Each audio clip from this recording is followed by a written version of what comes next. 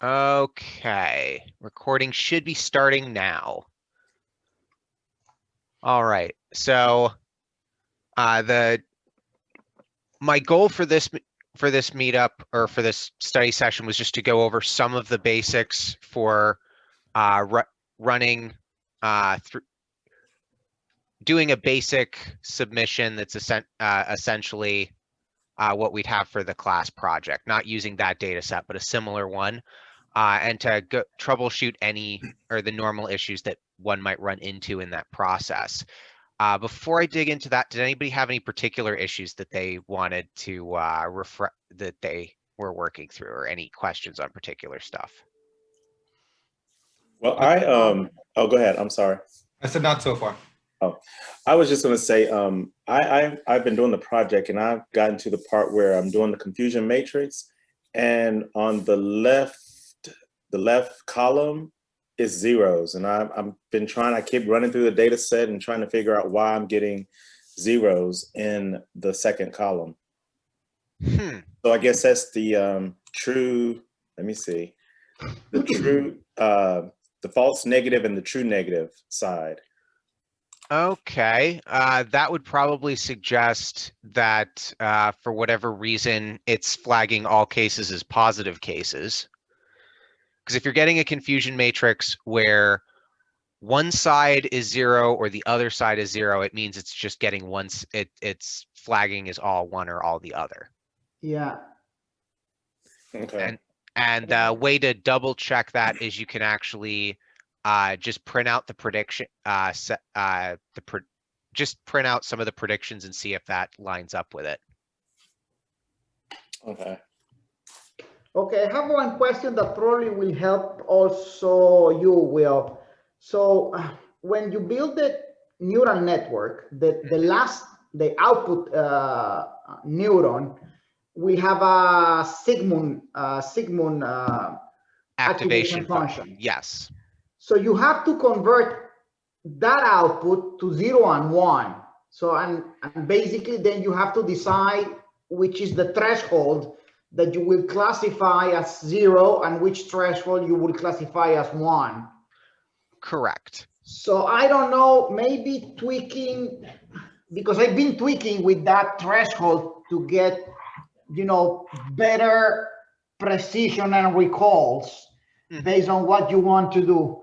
So I don't know if you've been doing that, Will. So maybe that, I don't know, is impacting the confusion metrics.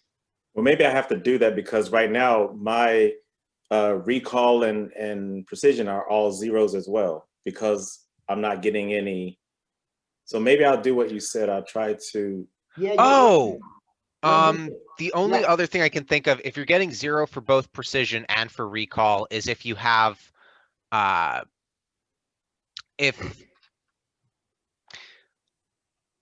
let me screen share and make sure that this is what I think it is. And I'm going to quickly move my screen over here because I'm going, the particular code block is actually part of my project, and I don't want to share too much of that for kind of obvious reasons, Yes. Academic integrity and all that. So if you look at this code block right here, model.predict, and then you have your test values right there. I'm assuming that you have this line in your code, correct? Correct. Okay. Now, when you run model.predict with Tensorflow, what it's going to give you is not prediction 0 and 1. It's going to give you probability scores.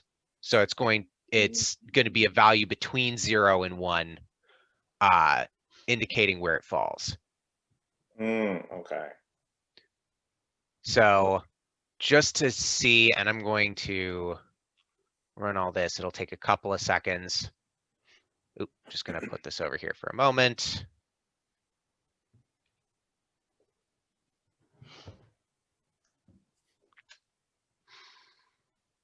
Yeah, because after you have your predict values, because they are going to be probabilities, you have to set up a threshold. I don't know if a number is greater than 0.5, then it's classified as 1. If it is below 0.5, then it's classified as 0. So you have to reconvert your Y predict to zeros and ones. Okay. Okay. I guess Setting that a makes sense. threshold, and you can vary that threshold. It doesn't need to be 0.5. Could be 0.4, 0.6. You decide.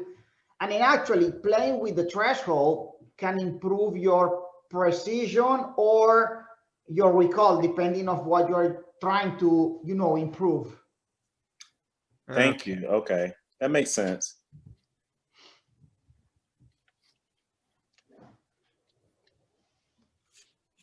Okay, so yeah, when I don't round it, then it actually just takes it off the right side. Oops. And that's exactly how my confusion matrix looked. Okay. Well, not the numbers, but just the zeros in that. In the Column. right-hand column, not the left. Correct. Correct. Okay, interesting. Now I know that. I hadn't done that before, so I wasn't entirely sure. So give me one moment to pick the right data set. I'm actually just going to pick one of our previous data sets to make things simple, because these are data sets all of us have explored before. So let's go with that's segmentation.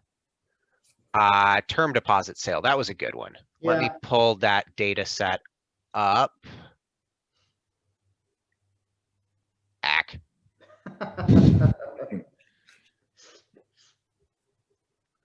Okay. Courses, that data set was part of Ensemble Techniques, if I recall correctly. So we're going to see. No, it's not that one. That's the Parkinson.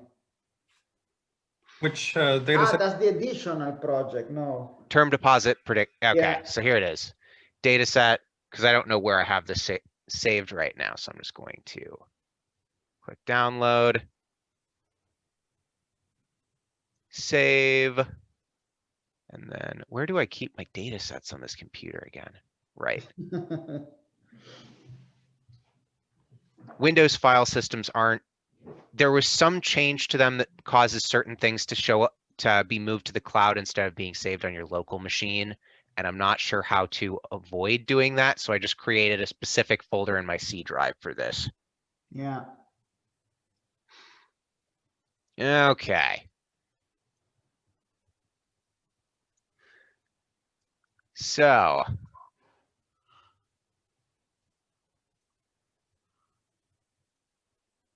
Let me start a new notebook. And I'm just going to title this Basics with TensorFlow. And okay.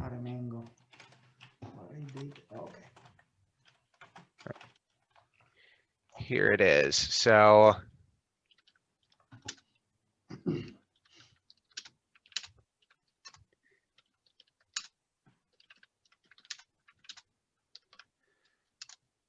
and got that going. Don't worry about those warnings. I need to change some of the versions on some of my libraries. There was a couple of updates where I had compatibility issues, so I had to change some versions, and now other things are updated, so I no longer need to be running it like that. Okay, where?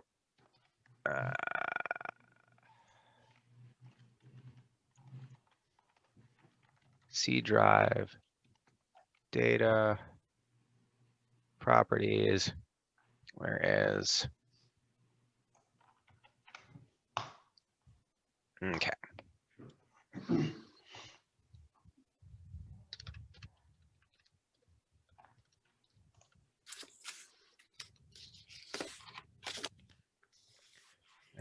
And bank full. Okay.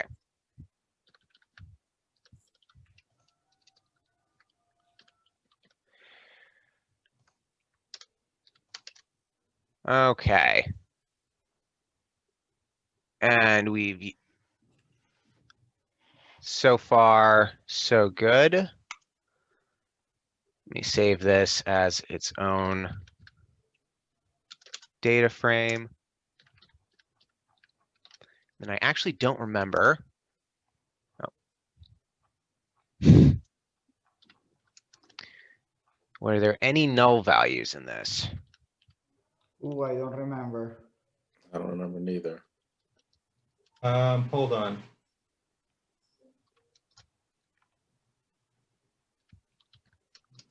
None. Okay.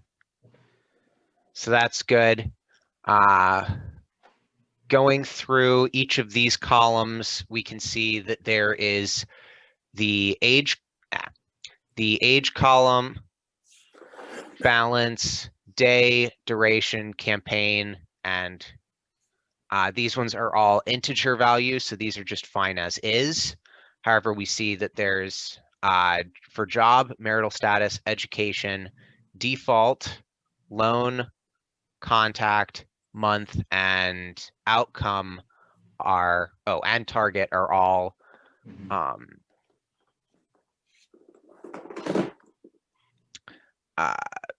Objects. yeah, they're string values. So we need to change these. I'm gonna do a real quick check on some of, well, actually, yeah, I don't think any of these have too much cardinality in them. So for neural network, obviously we have to make sure that all values going in are the same type. So we're going to have to change these from string values to integers.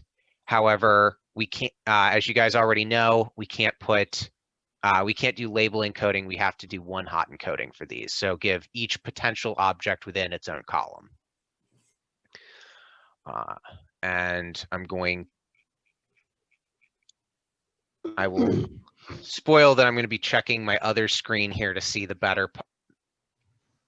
different way of doing it. So to mention, a lot of the techniques I use or I'm using right now, you can find in the course Intro to Deep Learning on Kaggle. This is a free course, and I retook it because we're doing the class in TensorFlow, and I've been spending more time before the class. I've been doing deep learning with PyTorch, not with TensorFlow. It's been before this class, it had been more than a year since I've used it. So there have been a lot of changes, and actually most of the things that I didn't like about TensorFlow seem to be, or some of the things I didn't like about it seem to be better now. But it also could have been that I just wasn't looking at things right before. So one of the things from the course that I liked was they had this particular method for, or they had a particular method for pipelining that I am going to wind up almost 100% borrowing. So first we're going to want to split up the data.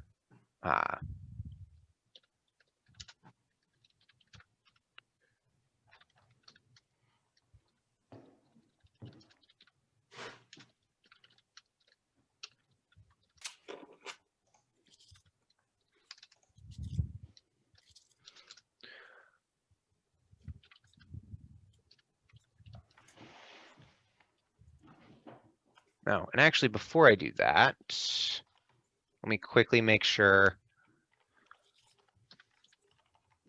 that we have the target column actually changed to an integer, because that's going to make the next step just a little easier.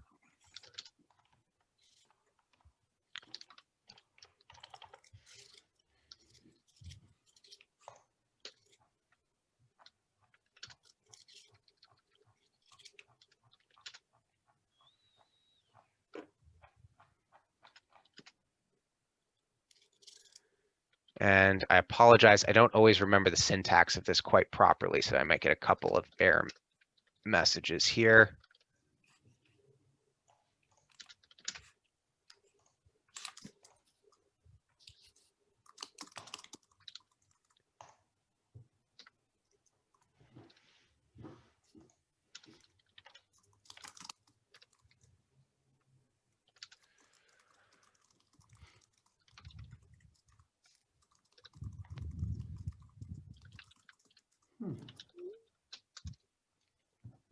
Okay.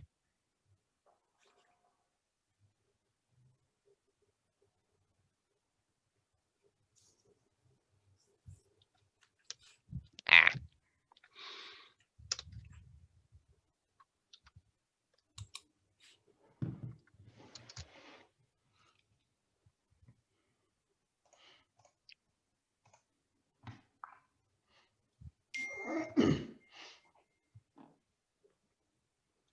Why do I always get that confused?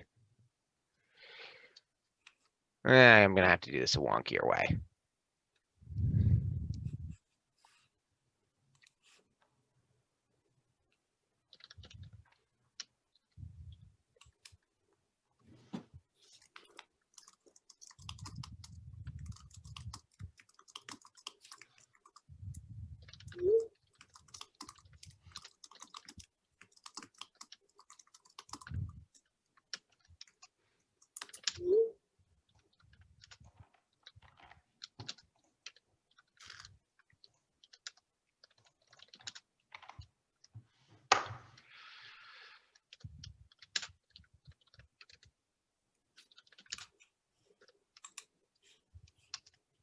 Okay, and all I did there was I essentially replaced, or I wrote a function that replaces the values in the target column with ones for yes or zeros for no. And I just wanted to write a special function here instead of using label encoder from sklearn, just to have a little bit more control over the function. And just to make sure that I wrote that correctly, I'm going to do sum ACK. That was not the right way to do that, but gives me the outcome. Right. And for target, I can see there is 5,289 positive cases. And let me just make sure that that's not all of them wound up getting put as positive. Okay. All right. And while I'm typing this up, does anyone have any questions or things that they're unclear about?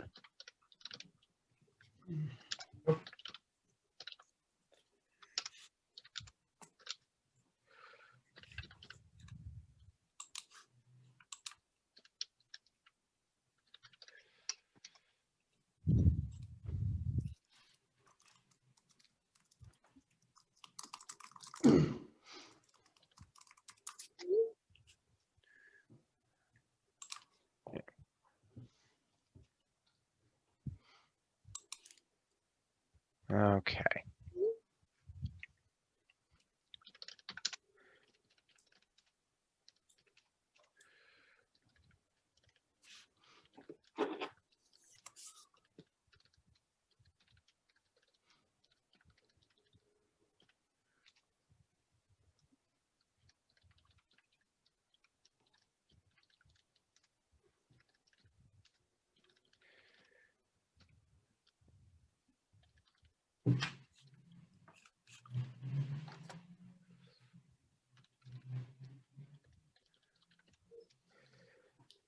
So for this, I'm going to be creating a column transformer, which is the same thing as, which is a similar method to the pipeline object that sklearn has, except you don't need to feed it a model as well.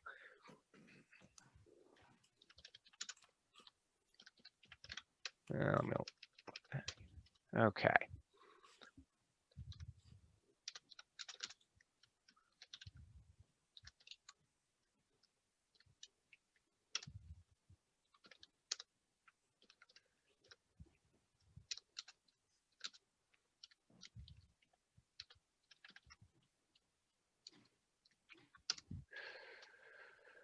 Okay.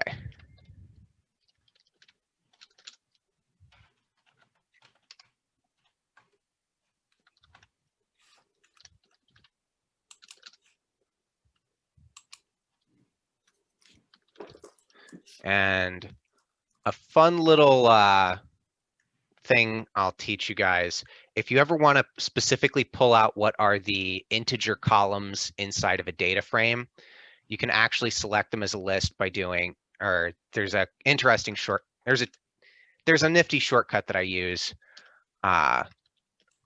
if you call the describe function, Mhm. assuming you can spell it, it'll only call up, if you feed it no arguments, it'll call up a description, the 5-point summary for any integer-based columns. So if you do data frame dot describe and then do dot columns, it'll just pull up the columns that meet that criteria. So you can actually do that here, because right now I need to say what columns am I going to be feeding into the standard scalar, and then the other ones I don't have a good, well, one moment. I think this can also work the other way, but let me see.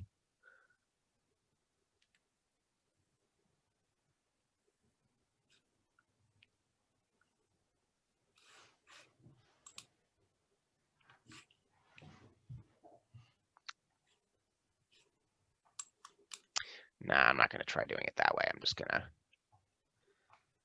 Okay. So now for the categorical columns, that's going to be job, marital,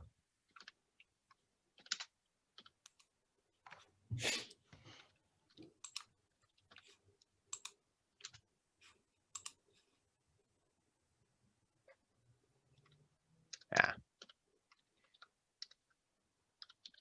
Can you do it also with the pandas get dummies function? You can. I prefer not to use the get dummies function because it's not something that translates into production. Okay. So get dummies and one hot encoder have a similar outcome where they'll transform a column into a one hot encoded vector.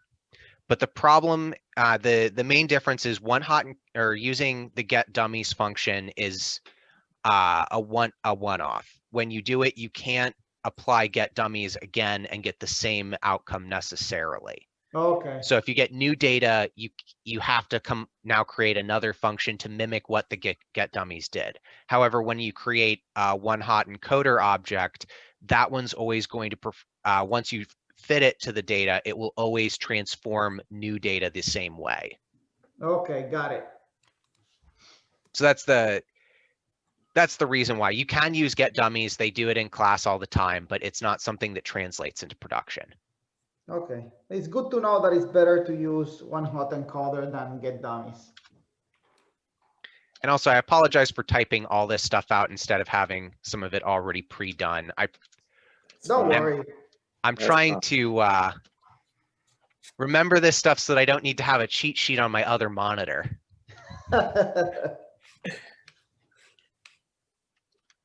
It's this sort of practice helps. No.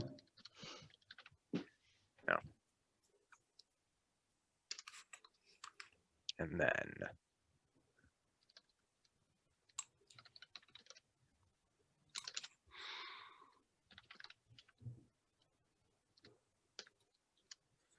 okay. Oh. Sorry. No worries. It's my work phone. Let me turn it off. Well, if you need to answer it, go right ahead. No. I'm off work, so I just totally forgot that it was on.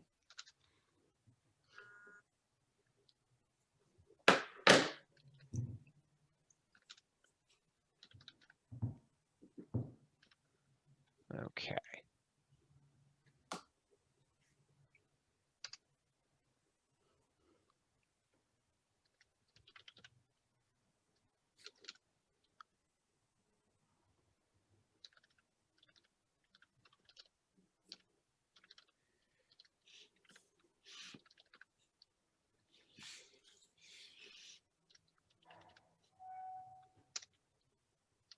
What was that? Yeah.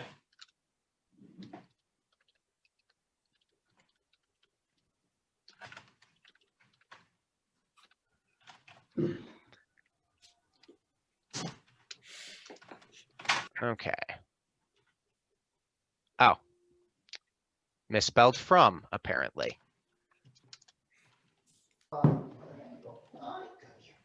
and compose. Pose. All estimators should implement fit and transform or can drop or pass through specifier. Okay.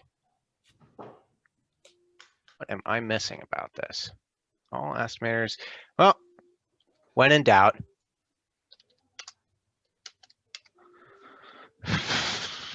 Okay. Double check this.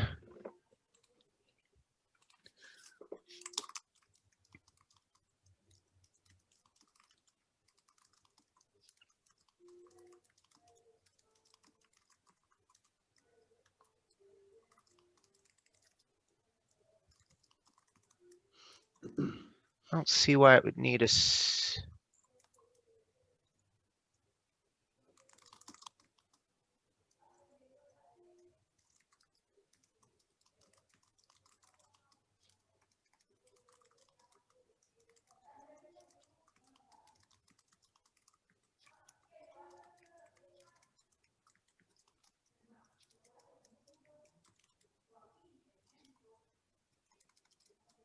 Oh, wait a second. Yep. Okay. So if I'm not mistaken, the issue that I have here is I put both of these in as a list. Yep, that was the problem. So to explain what the error was, I had the list brackets around that, and because of that, it was trying to feed these two in as a list instead of two separate transformations. All right. So, let me real quick go back to that so I can get rid of that now. And on to the next step.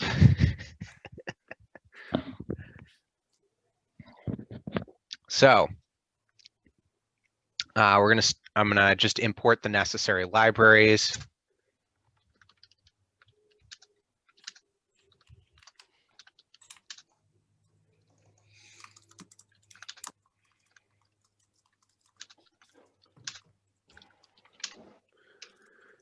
And again, I am looking off my screen just a little bit because I don't remember all of these by heart yet, and I'm trying to force myself to remember this way.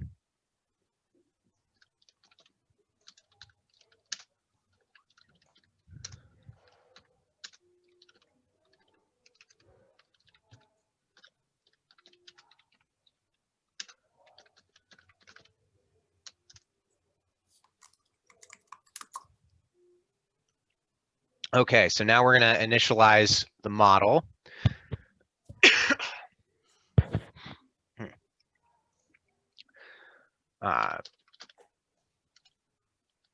Any questions thus far? No, not for me. Not for me.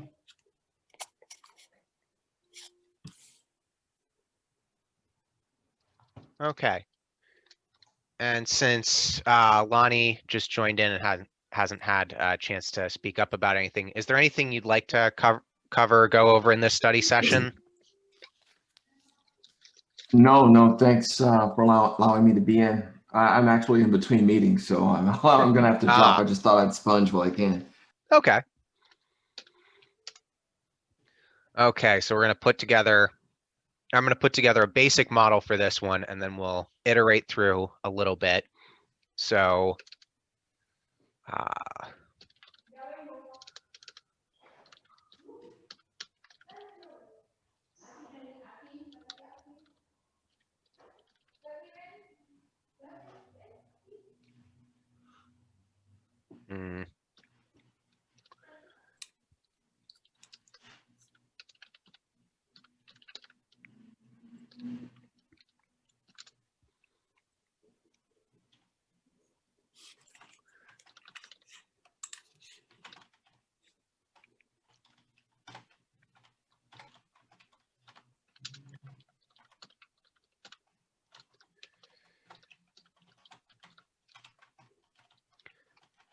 Okay. And just to start off, I'm going to only do a single hidden layer on this.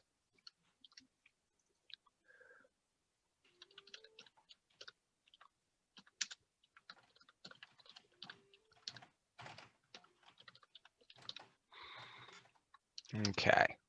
And did something wrong. Int object is not iter. Oh. So one of the things I keep doing wrong regularly, for the argument here, input shape, I always forget that it's expecting an list object, even though it's a single element. And just to show you what that actually is, the actual object there being passed in is just a list with a single entry 51. And that's to indicate all 51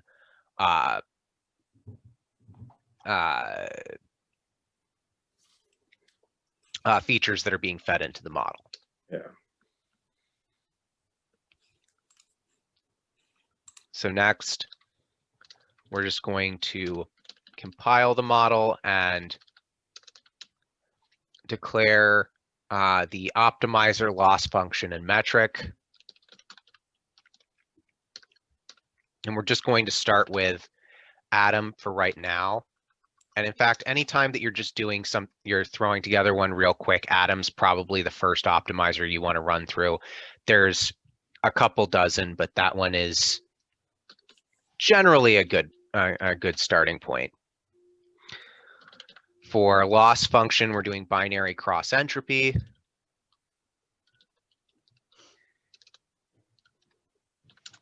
And metrics is going to be binary accuracy.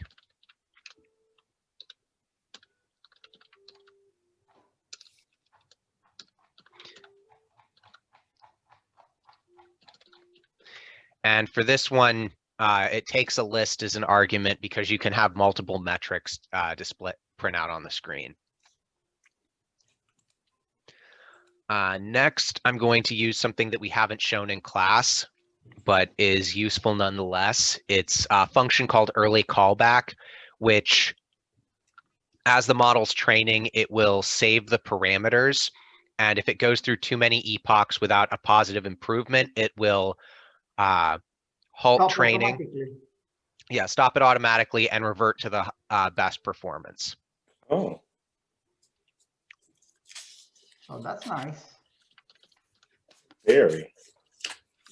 And if you want to learn more about how to implement that, that one is part of lesson 4 on Kaggle's Intro to Deep Learning for overfitting and underfitting. If I recall correctly, I can double check. Yep, right there. Okay. And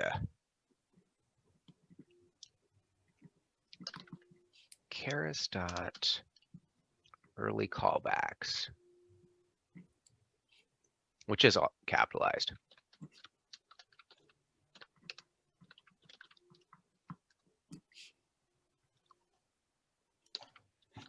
And this one has a couple different parameters. There's patience, which is how many iterations does it have to repeat before it says enough is enough. The second parameter that I'm going to use is min delta, which refers to the amount of change. And this is another parameter that you can change. And then restore best weights, which I'm going to set to true, which will return, misspelled Keras. Oh, my bad, it's referred to as early stopping. No.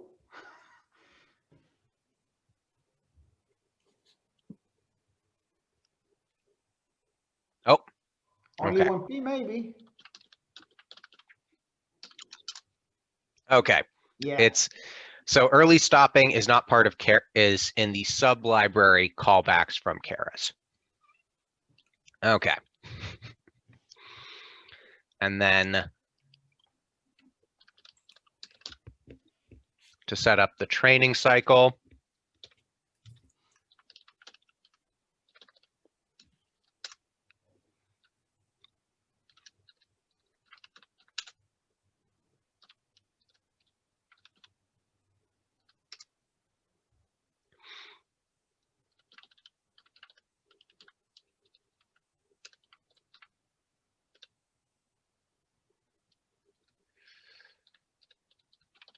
and in fact, actually, I'm not sure if I don't specify validation data, what happens. So I might experiment with that after doing a couple runs.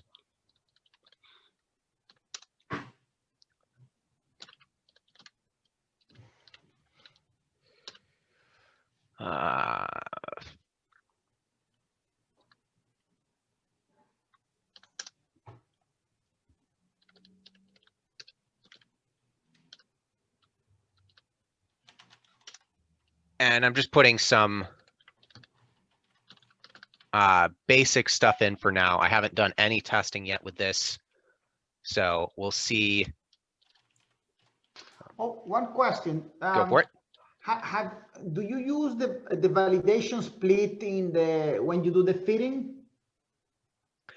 So the validation split I already did up here for using sklearn's train test split. Okay. And gonna run that. And while that's running, because that's gonna take a moment. Oh, that actually finished pretty quickly. Huh. Okay. And then another function that I learned from Kaggle is that when you're writing this out, you actually create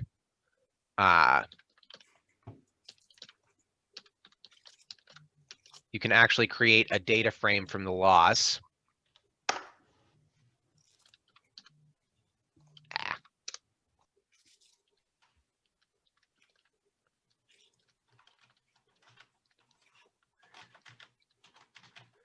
And that will show you across each change what's happened, and you can then use that to make plots. So actually,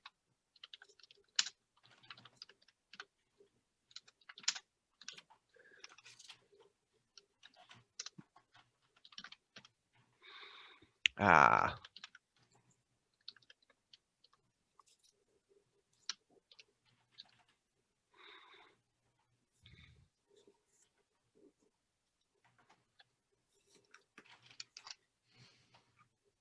I did something wrong.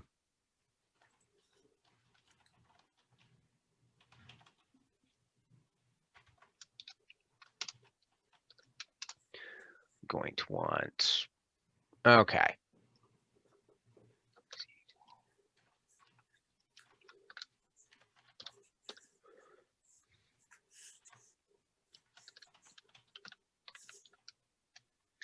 Okay.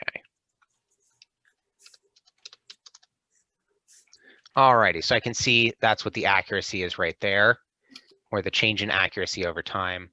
Actually, I probably want to do this the other way. See if I did this wrong. Yeah, okay, good. So I can see for each epoch what the change is. And then I can also plot the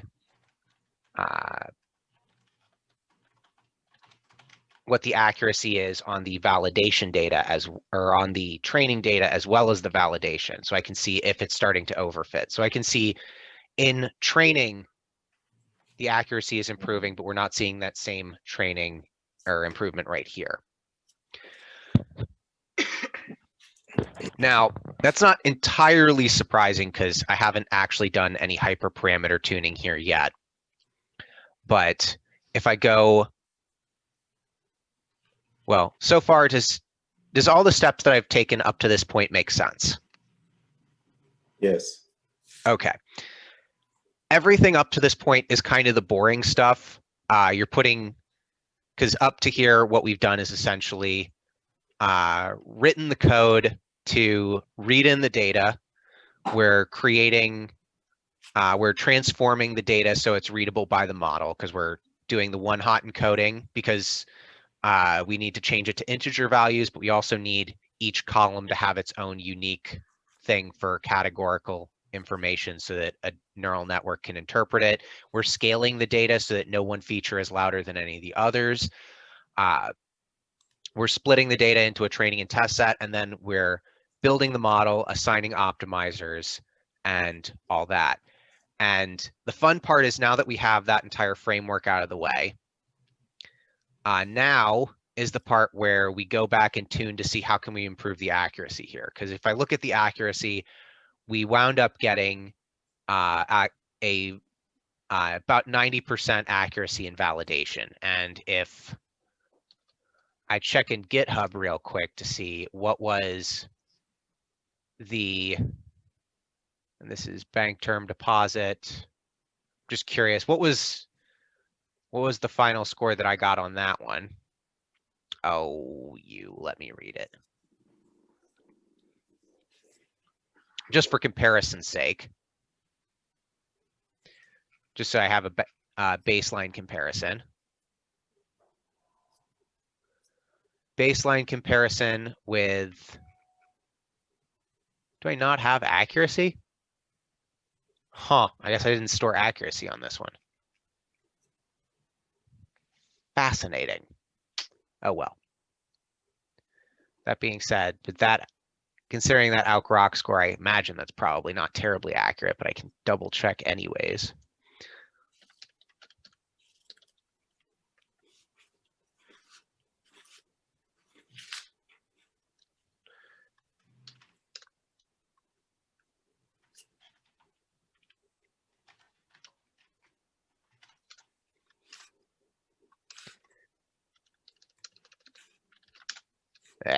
Did that again.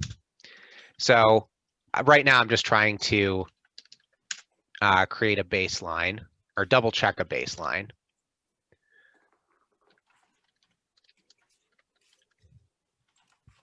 And it's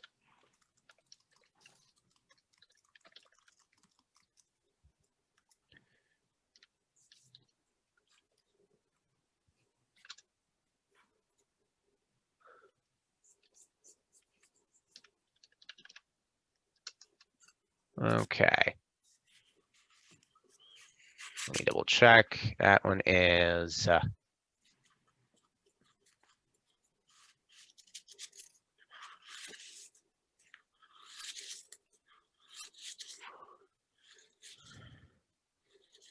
oh, that's why.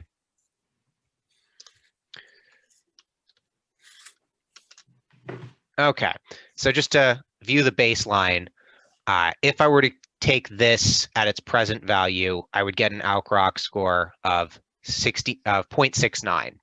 And if I compare it to what we did for the actual project, my final submission for that got about a 0.73. So I'm not far behind it, but I'm still not where I'd want to be. So now we get to do the fun stuff. So that's looking back at the model and seeing what can we do different, what can be changed or improved to get a better score here. So I want to show off a couple of things that are easy places to look, and then look to some of the more fun places to look. So one of the first things I'll look at is batch size, which you see right here. They don't talk about it. They don't necessarily talk about it in all of the classes a lot, but batch size is actually a slightly more important hyperparameter than people give credit. So batch size essentially is how in each epoch, it's broken down into a set of mini batches. And for each mini batch, it's that data is loaded onto the GPU, and then that's fed through the model. And for each mini batch, it will update the weights. Now, if you have, because those mini batches are selected at random, each one should have a slightly different distribution than the whole data set. And so if you have mini batches that are too large, you don't get any significant training difference between batch to batch. But if you get mini batches that are too small, they'll differ too wildly and you'll wind up getting inconsistent steps. So right here, we probably are seeing a mini batch size that's reasonable because there's some moving around within each epoch, but let me see. We can review this effect by changing it to a much smaller batch size and reload everything. It'll take a couple of moments. Might take a little bit longer to converge in this instance because I'm using smaller batch sizes. So there's going to be more sporadic steps. And we can see it takes a little bit more janky of a route this way. And we can see performance goes down somewhat.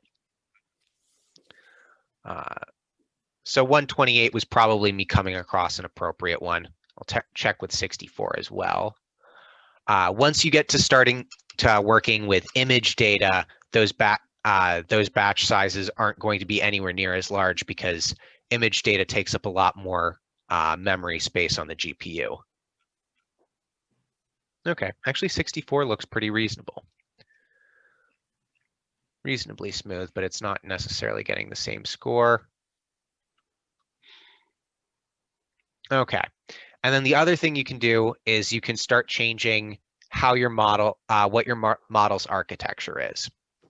So in class, they talked about dense layers, and we can easily add more of those.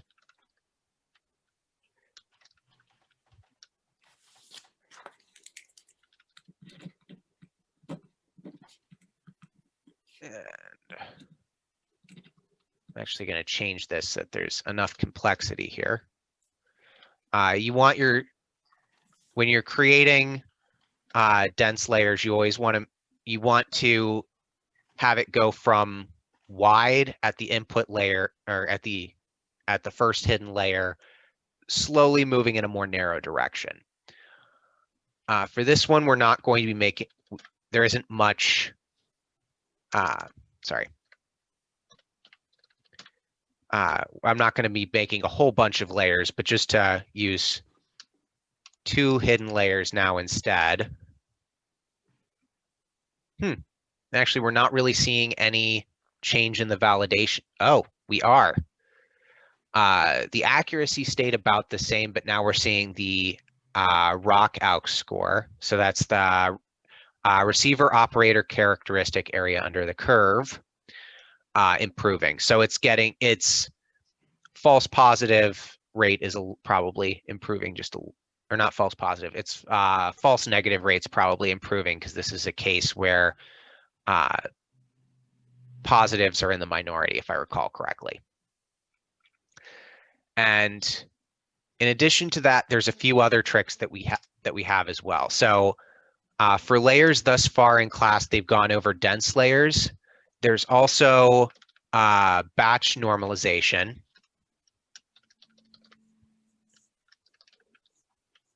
Yeah, that's probably a good idea, that one. Which you can add after each layer.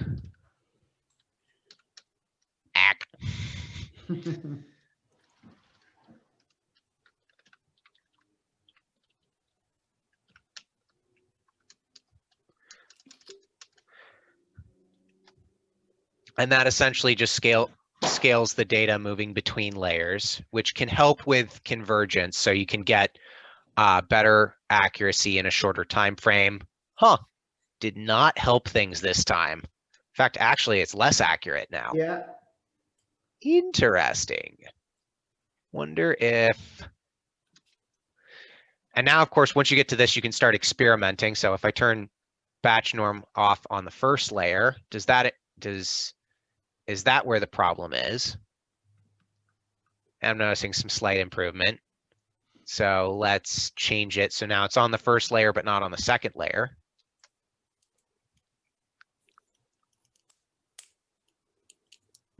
Okay, but it looks like it's not improving things.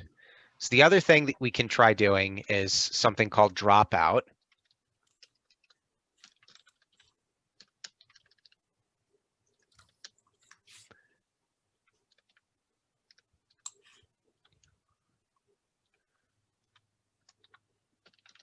And what that does? So with dropout, what happens is during training, instead of during the training process, without dropout, all the data is fed through all of the nodes. With dropout, during training, it will select a random percentage at each epoch. So that's based on rate. So for the instance, this one, it's 0.2, so 20%. It'll select 20% of the nodes at random and turn them off during training. And then the idea for that is that it keeps the network from becoming overly dependent on one or on a few different nodes that might be overfitting. So it helps to try and build a more generalizable model. Now, oh, forgot the comma. Now, in practice, I have found it's not slight bump in accuracy that way. In practice, I found that there are fewer cases where it helps than cases where it hurts. So it's something you experiment with. I will fully admit, when it comes to deep learning, there's a lot of stuff that makes more sense when you get to working with images and video. I do want to do more experimentation with deep learning with tabular data, because I feel like there's a lot of elements that don't make as much sense to me as I want them to. And I feel like there's something I'm missing, or maybe some new tool that needs to come about. Yeah. Have you experimented with kernel initializer, changing the kernel initializer in the layers? Yeah, we could try that. So if I recall correctly, and let's test this, I want to say that it's the kernel initializer is defaulted to uniform, but let's double check.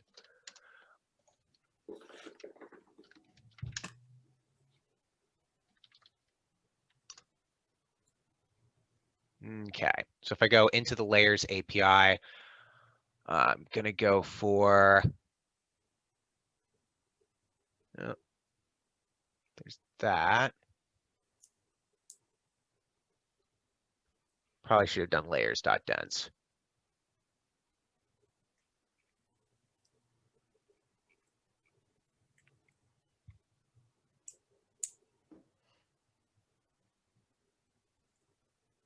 Okay, base initializer.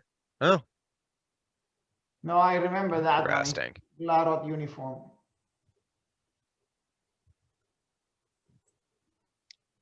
Huh, okay. Well, let's try that then.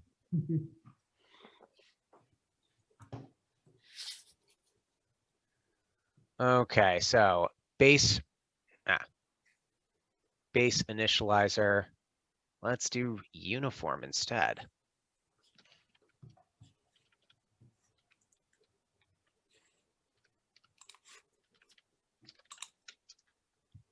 Nope. No, it's kernel initializer, not base. Thank you. One moment. Nope. Okay. Yeah, is that one, the one on top, kernel initializer? Yes, that one. Yes. Oh, okay. Kernel initializer. Okay. Let me see.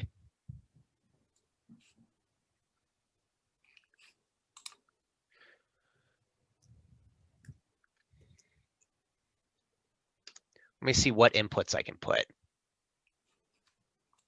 There.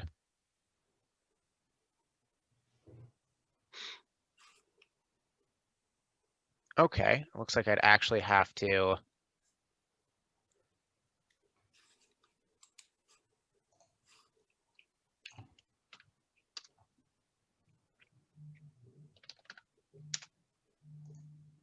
Why do I keep putting form instead of from?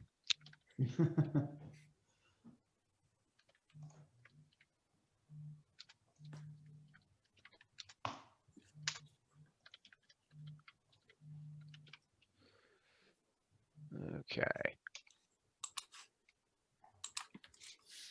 No, you have written kernel, not kernel.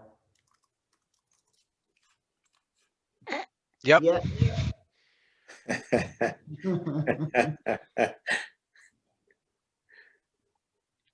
No, you missing an E. Yep. Yep. Okay. Okay. So I'm just going to try.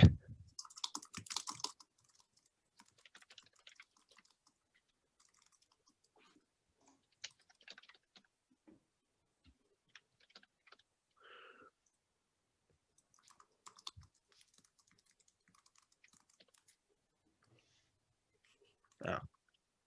And I'm first copying the example piece they have right here, just to see how that affects things. Yeah, to do what works first and then experiment outward. Yeah. Okay. That doesn't seem like much of a standard deviation, but okay. So let's see.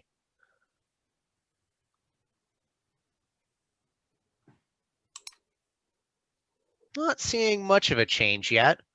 Let's try mixing this up. We're going to go with 0.25 for the standard deviation.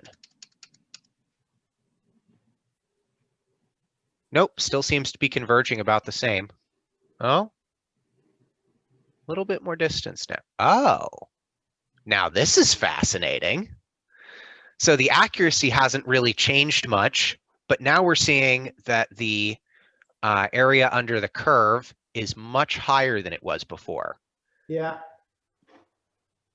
In fact, actually, I'm kind of curious if I remove the rounding function out from that. Ooh, that's a decent score. Wow. Yeah. Okay.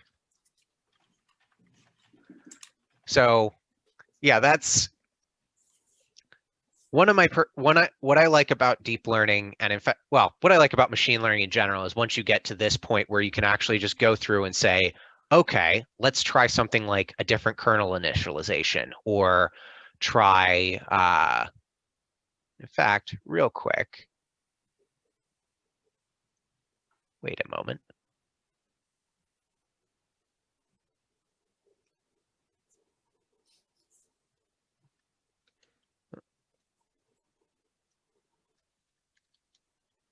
Welcome back, Lonnie.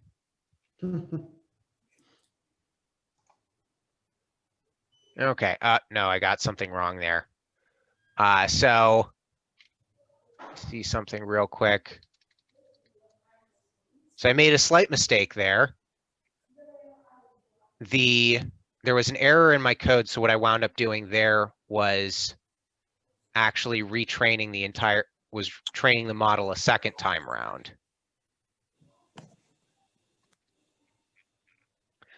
So the unit, I mixed up some audio. Yeah, so that actually did not wind up No, helping as much as I No, I hoped. got this thing recording. I'm recording their, that session over there to make sure I don't miss it. And but my ear thing connected to that for some reason. I was trying to get back to you. So No worries. Okay.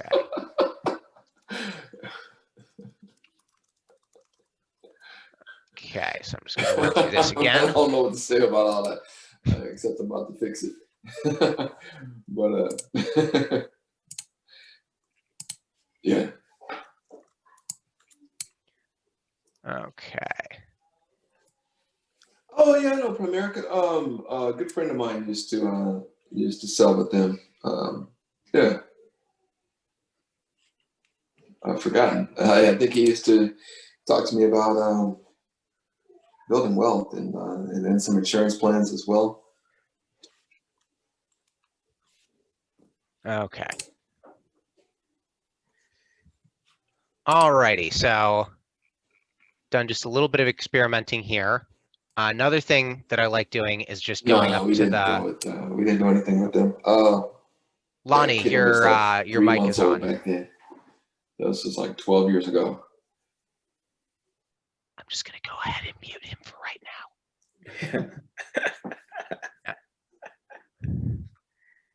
now. Okay. So one of the things I also like to do is at this point is I'll go through the documentation and see what other layers are available. So from inside the layers API, I can actually see that there is,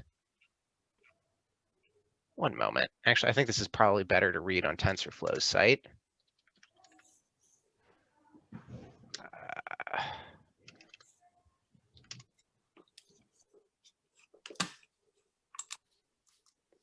Yeah. Just show me the API. No.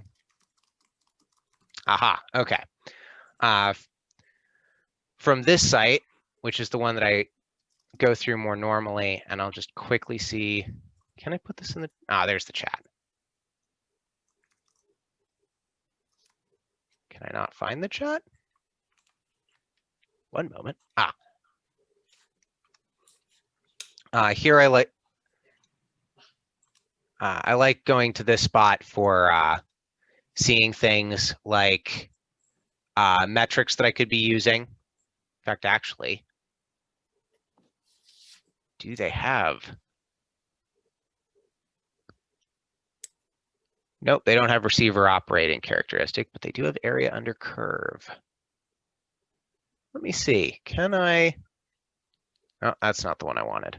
Sorry about that again. If I go over here, change metrics to include AUC, C. So now in addition to accuracy, it'll also show me area under curve. Which I don't think is what I think it is there. I think I'm misunderstanding that metric. Area under curve, curve run. That does not. Oh, right, because I'm still looking at this with the round on. Okay, yeah, because that's showing area under curve, so the ROC curve's there as well, and I could change this instead of showing accuracy now to AUC. Nope, lowercase.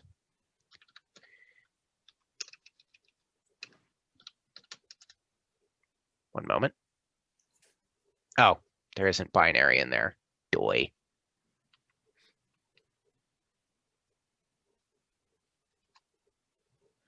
And we can see what the area under the curve looks like for this. Let me go back here. The other thing that's nifty, so far we've just been using dense layers, batch norm, and dropout. There's actually different variants of these. So if I step away from that and go back to layers,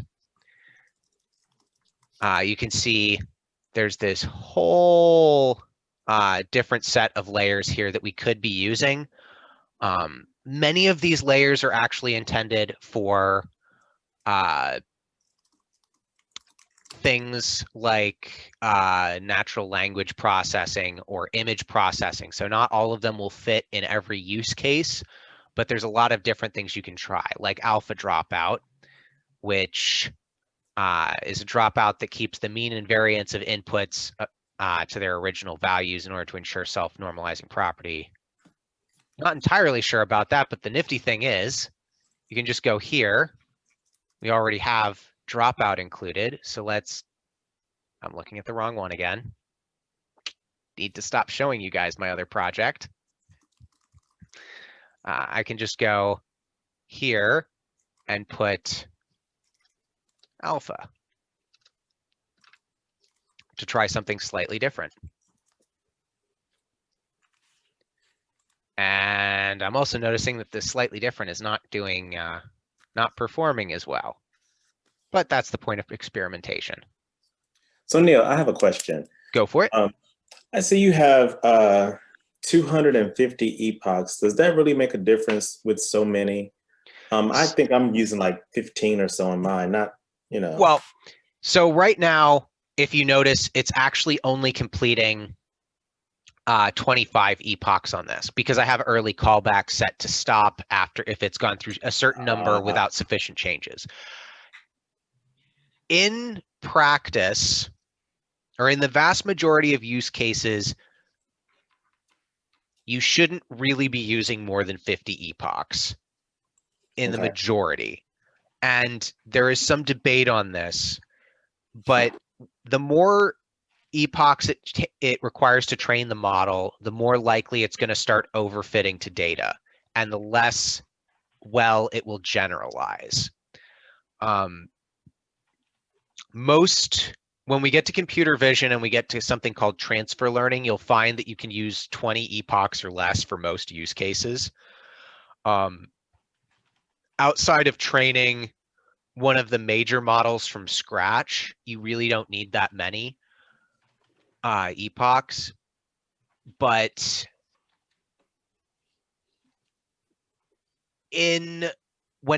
I know for natural language processing and for some cases with tabular data like this, you'll find that larger number of epochs are useful. I have it set to 250 in case it requires longer to converge, but we don't really need 250 for this use case. If this was a regression problem, sometimes I find that those require more epochs, and I'm not entirely sure why. But I just have that set to 250, so the model has the option of going that long. Okay. Does that make sense? It does. It does. I was just wondering if there was any type of improvement with the model using so many epochs. So no, it might if I let it run. I could try running this without early callbacks and see. That was not the. I am just doing all of this wrong. Or actually, let me first stop that, because so if I go here, for starters, without early callbacks, it's not going to revert to whatever the best accuracy is. And we'll notice at some point the model's going to start overfitting. In some cases, it might just wind up staying the same. We're noticing now it's finally starting to improve a little, but if I let this run, and it's going to take a couple minutes to run because each epoch is taking almost a second, and there's 250 of them for it to crank through. If you're curious about the impact of epochs on training, there are a couple of papers on the subject of something called superconvergence, which should shine a little bit of light on it. Essentially, superconvergence is a training method where you have a special where you have the learning rate set to a specific amount so that you're able to train a model much quicker. But there's a lot of details to that one can go over, and I'm not exactly qualified to speak on it because I haven't read through all the papers on it yet. That's okay. But it typically you want to avoid using too many epochs, and 250 in this case would probably be too many. In fact, I'm probably just going to set this to 100. That way, in case it does fail to converge, it can finish fast enough. Because as you see, it's still running through. And if we look at the score, the accuracy really hasn't changed much. And it's been holding at effectively the same thing for a while. And if we go up, we'll probably notice that there were some higher scores earlier on. Yeah. And in fact, actually, this is a perfect example of overfitting. Because if you look at it, you'll see that the yellow line, which is the training data, the accuracy on the training data keeps going up and up and up very incrementally, while the accuracy, well, area under the curve really, for the validation data is slowly going downhill. So this point right here where they converged is actually the point the sweet spot.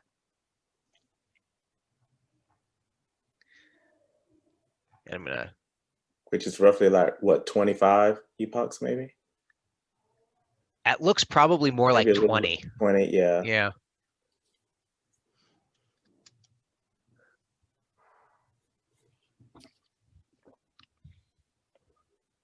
So we have all of those. What else is there?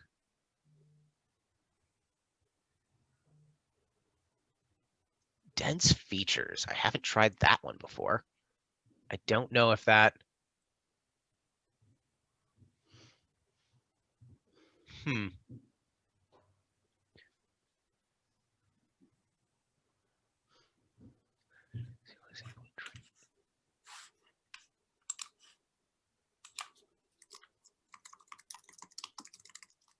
No, I don't think I'd be able to use that one. Gaussian noise. Let's try that. That sounds like fun. So I've heard of people adding noise to training data sometimes for the sake of trying to build a more robust model. Or sometimes when you're super sampling, you'll add noise to or oversampling, you'll add noise to some of the oversampled data to try and build a more robust model. I don't know if that's what this is going to do. I'm not even going to read the notes on what you're supposed to do for this.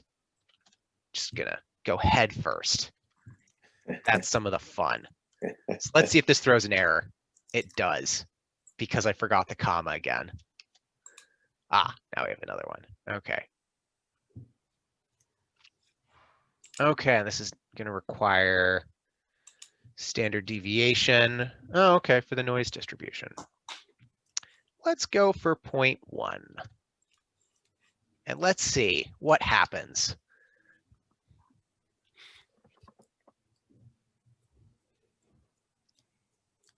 Well, we're not seeing any significant improvement here, but I am noticing. So again, we have callbacks back, but the model's taking longer to converge. Score is looking about in line with some of the others. It just seems like it took a little bit longer to hit the point of convergence. So not bad, not great. Let's try adding one more noise layer and see what happens.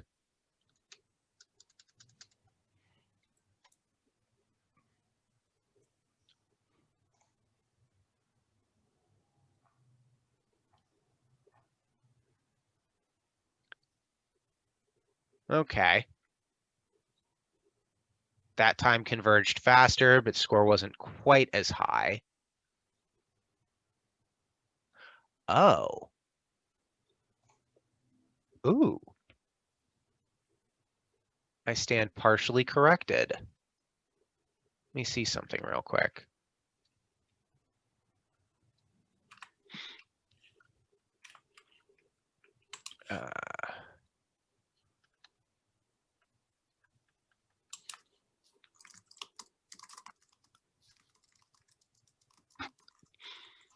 Interesting. The accuracy was actually higher than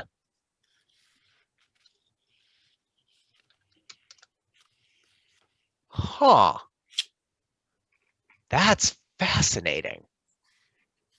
Okay, so that's part of the fun with doing this. You try experimenting with layers, see what changes work, what things improve. So Gaussian noise. We've been doing that with just 0.1 for the standard deviation of the noise. Well, actually, before we do that, let me add it to one more layer, see what happens.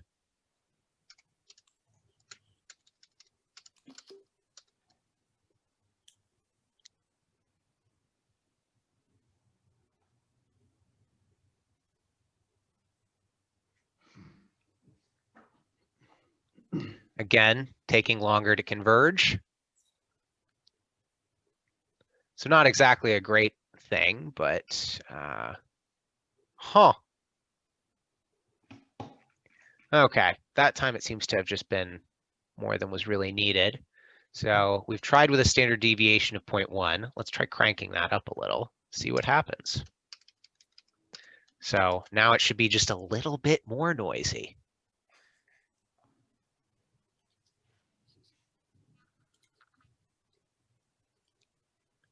Oh man, that's all over the place.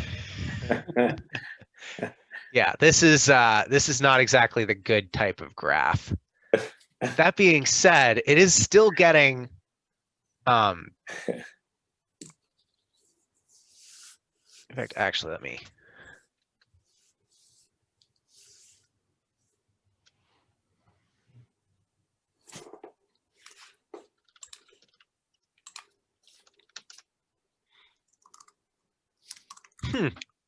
Yeah, this one's 90% accurate on this data, which if we check the accuracy here, I don't think was that high.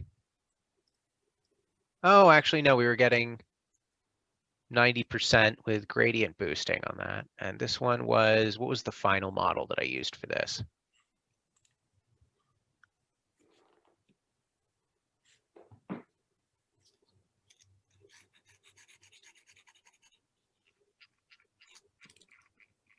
Was it gradient boosting? Huh. Okay. So still not doing, or still doing about what we were doing with gradient boosting there, but that was an interesting little experiment. And now try that. One other thing that I always like doing when possible is when you're going through documentation, it's always cool to see if there's anything in the experimental section. So there's Einsum-Dense, which I don't think actually is applicable here, unfortunately. I recall trying to get this one to work before.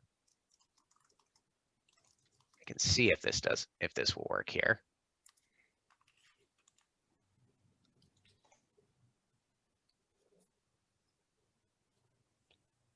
Do this.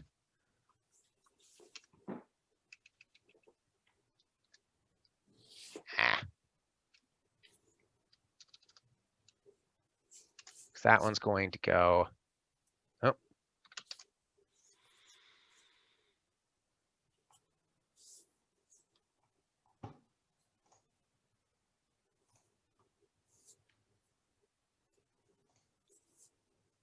What did I do wrong?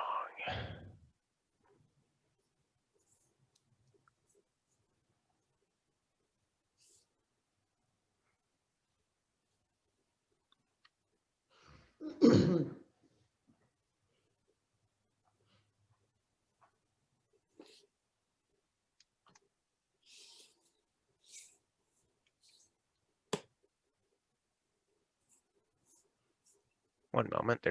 I have something that's out of whack here.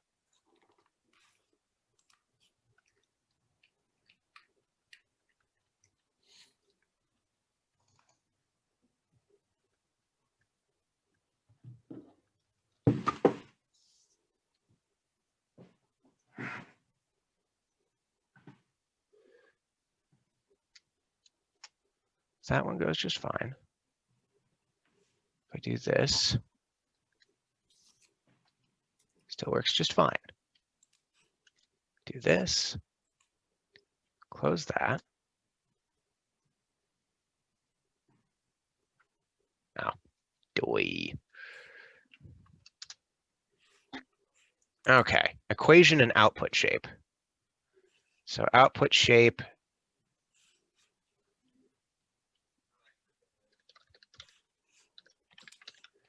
That one's going to be 1 because it's feeding into the dense layer of just a single unit, if I'm correct. And equation is equal to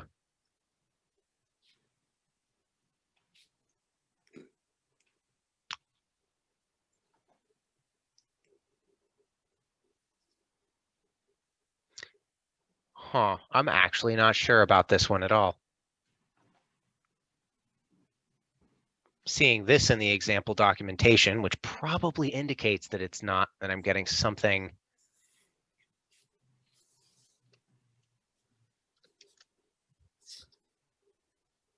invalid syntax. Oh. That works so far. Let's see if anything good happens.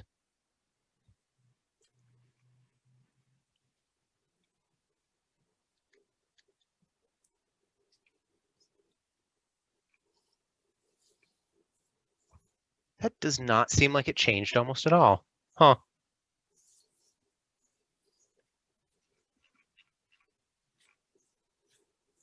Well, oh no, the accuracy went way down.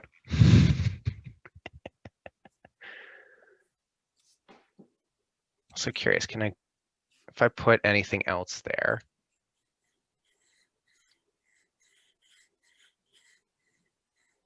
Nah, right.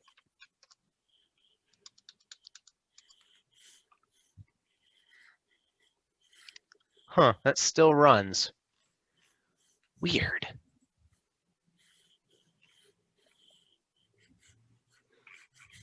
Not perfect, but weird. Okay.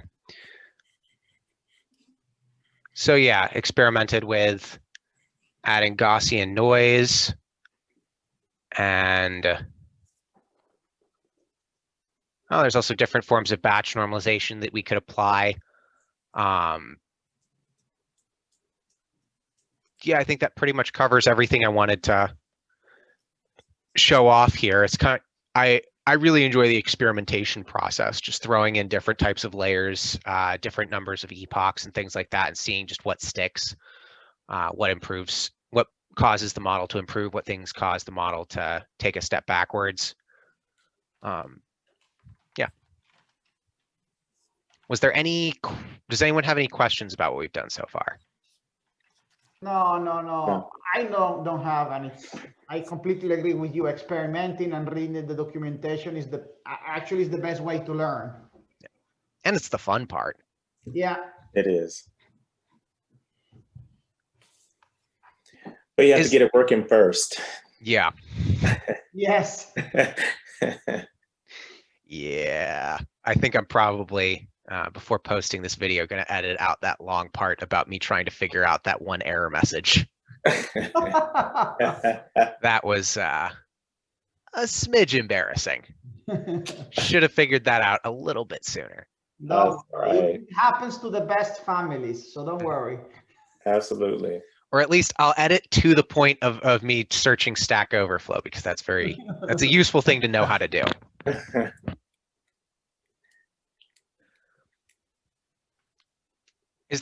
Does anybody have anything that they'd like to go over or learn more about? Not good. from my side. Yeah. Anything else we want to try in here?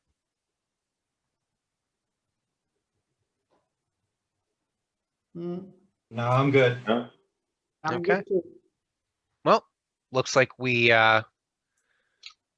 hit our target then. Yes. I'll wind up saving this and then actually let me put this back. I just want to see with all layers active again, what happens.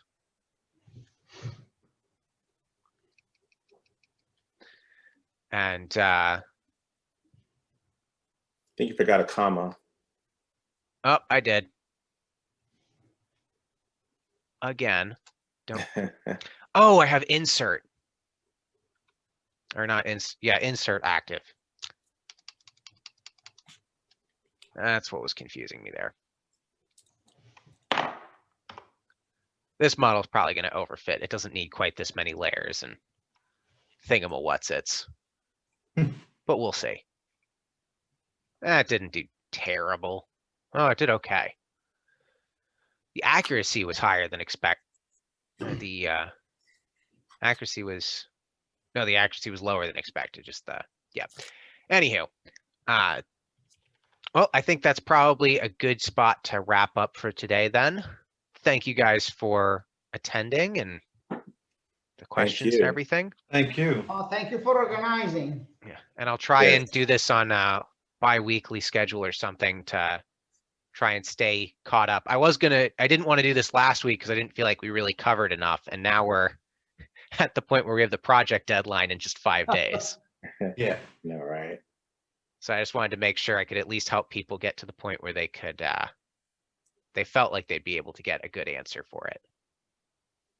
Yeah. All righty. Thank you. And thank you, Massimo, for your suggestion.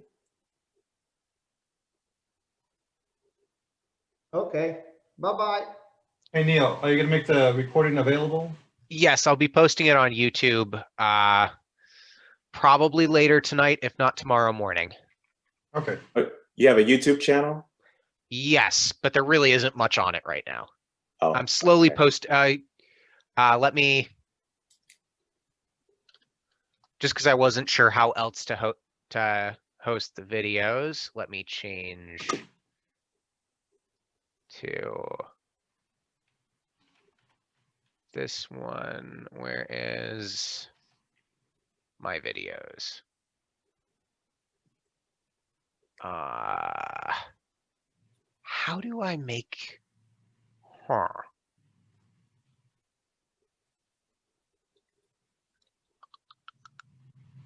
Will, are you in our, you're in a different cohort, right? Yes. Okay. In that case, let me, Something, I can always email it to him or I was send gonna it. say I can see my email address. It doesn't matter. oh, I was just going to send you a link to my first study group video, which really wasn't anything that great, but from there you'll be able to see other videos once I post them, Okay. as I post them. And then if you want, you can send me an email and I can try and keep you in the loop for other study groups as well. Okay. Oh, and I'll put my email here as well. I was gonna say I could put it right here in the chat now. Oh.